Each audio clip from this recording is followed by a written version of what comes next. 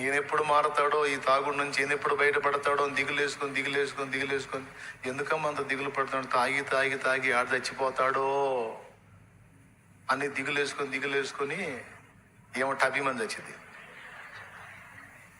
దీన్నే మా నాన్న అంటాడు, సంతకాడు తెచ్చేవాడి కోసం సగం పొద్దుగా తెచ్చేవాడు ఏడ్చాడంట. వాడేమో నైట్ తెస్తాడు, వాడి గురించి ఏడ్చి వీడి మధ్యాహ్నం తెచ్చాడంట.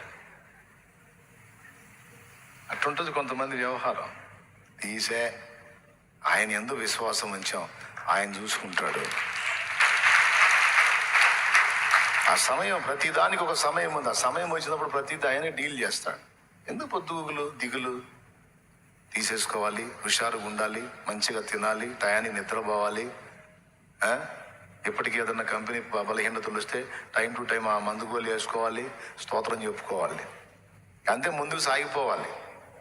నువ్వు ఖుషిగా ఉండు, హుషారుగా ఉండు, దేవుని యందు విశ్వాసాన్ని బట్టి హ్యాపీగా ఉండు. ఆ వచ్చిన రోగం కూడా పోయిద్ది.